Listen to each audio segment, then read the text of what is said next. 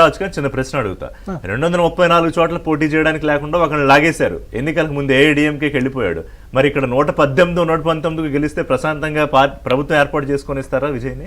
నేను అదే అంటున్నా, ఒకవేళ ఆ క్లియర్ మ్యాండేట్ వస్తే స్వాగతించాల్సిందే అన్న నేను. అందుకనే క్లియర్ మ్యాండేట్ రాకపోతేనే అసలు మీరు నేను ఏం చేస్తామనేటువంటి సబ్జెక్ట్ అక్కడ మ్యాటర్ కాదు, విజయ్ ఏం డెసిషన్ తీసుకుంటాడు అనేటువంటిది మ్యాటర్ అవుతుంది కదా. ఇందాక సత్యం గారు కూడా అదే మాట అన్నారు. ఎందుకంటే సింగిల్ లార్జెస్ట్ పార్టీ అవుతున్నప్పుడు మీరేం నిర్ణయం తీసుకుంటారు అనేది అవుతుంది.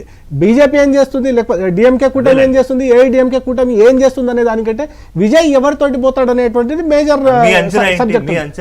నేను అనుకుంటున్నా నిజంగా అతనికి పొలిటికల్ రైవలరీ లేదు కాబట్టి, కేంద్రంలో భారతీయ జనతా పార్టీ ప్రభుత్వం ఉంది కాబట్టి అక్కడ నుంచి కూడా కొంత సహకారాన్ని తనతో ఆ పార్టీలతోటి సఖ్యతగా ఉండడం ద్వారా ఈ రాష్ట్రాన్ని అభివృద్ధి చేసుకోవచ్చు అనేటువంటి ఆలోచనతోటి విజయ్ గారు పోతారేమో అని నేను అనుకుంటున్నాను. ఒకవేళ కాంగ్రెస్ పార్టీలో కొంతమంది గెలిస్తే, ఇప్పుడు 25 చోట్ల పోటీ చేశారు కదా, ఏ 4-5 ఒకవేళ తక్కువైతే విజయ్కి, ఆ 4-5 ప్లస్ విజయ్ ఏర్పాటు చేసే ఒక స్వతంత్రులు ప్లస్ కాంగ్రెస్ లో గెలిచిన ఏఐడిఎంకే కాదు డిఎంకే కాదు, అది కూడా పాసిబిలిటీ ఉంది.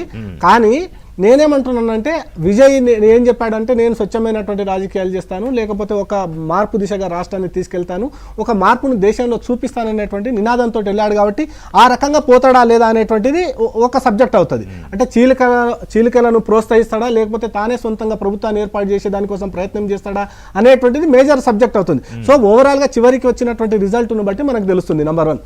రెండోది, ఇందాక సోదరుడు రామ్మోహన్ రెడ్డి గారు మాట్లాడుతూ ఇప్పటికీ 2 సార్లు చెప్పారు, తొక్కించినటువంటి కేసులో సిబిఐ కేసు పెట్టించి అనేటువంటిది ఎవరు పెట్టించలేదు.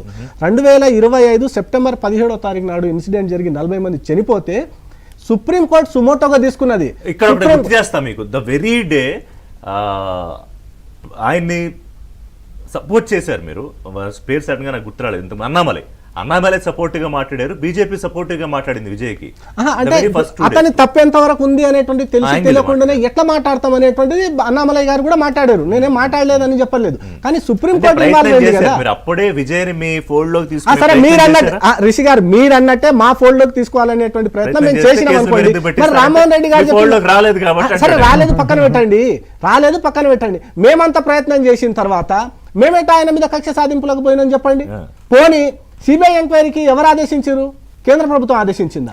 సుప్రీంకోర్టు కదా ఆదేశించింది. ఇప్పుడు మీరు చెప్పే దాని ప్రకారం ఏంటంటే మేము సుప్రీంకోర్టును కూడా మేనేజ్ చేసినాము, మీ లెక్కనే కోర్టులు అంటే న్యాయం, కోర్టులు అంటే గౌరవం కాంగ్రెస్ పార్టీకి ఎట్లయితే లేదో భారతీయ జనతా పార్టీకి కూడా లేదు అనేటువంటిది ఆపాదించేటువంటి ప్రయత్నం చేస్తున్నాడు కదా రామ్మోహన్. సో వీడు ఒక విషయాన్ని, అంటే ఒక అబద్ధాన్ని 4 సార్లు చెప్పి నిజం చేద్దాం అనేటువంటి ప్రయత్నము కాంగ్రెస్